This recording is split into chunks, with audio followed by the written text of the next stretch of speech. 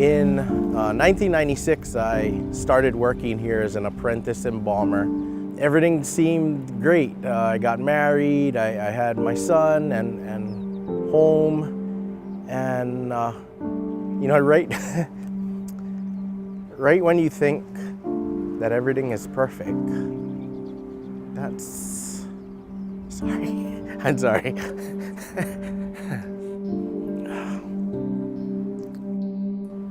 I got introduced to ICE. I lost everything. I lost my family, lost my home. For the next 6 years, I found myself either living in abandoned cars or under bridges. Even my parents disowned me. And I found myself in prison. I got sentenced to 35 years in prison. Every day in prison, I wrote and I wrote and I wrote and I wrote to this faith-based program, the Adult Rehabilitational Center with a Salvation Army. I went to court and asked for what they call a reconsideration of sentencing.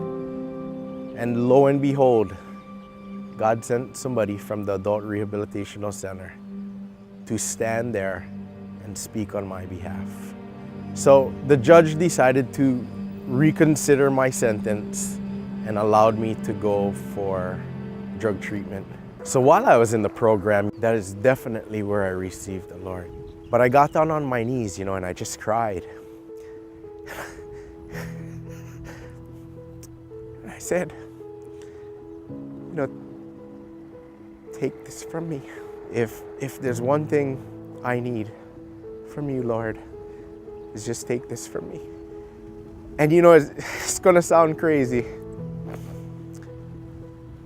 but instantly, all of that craving was gone. I gotta thank Jesus because He was able to do for me what I could not do for myself, what nobody there in that program could do for me. Through my wife and her family, I found Grace Bible, and Grace Group has definitely helps me grow in my walk with the Lord. Having these like-minded gentlemen to hang around with and keeps me focused, and you try to be like Jesus more. And the Lord just kept blessing me to return to Mililani. With the Lord's guidance, I've gone from an embalmer to lead, supervisor, manager, and now the vice president. If you told me, 12 years ago that this is where I was gonna be today, I would have told you lying. No way. I deal with death. I work in a cemetery. I work in a funeral home. I deal with grieving families, and I always get the question like, hey, what happens after this? Where do we go? What's next? And I try and share my faith, and sometimes I get receptive people and sometimes not. But I know in my heart that when my time comes, I'm gonna be forever with Jesus. That's my forever. That's where I'm gonna be.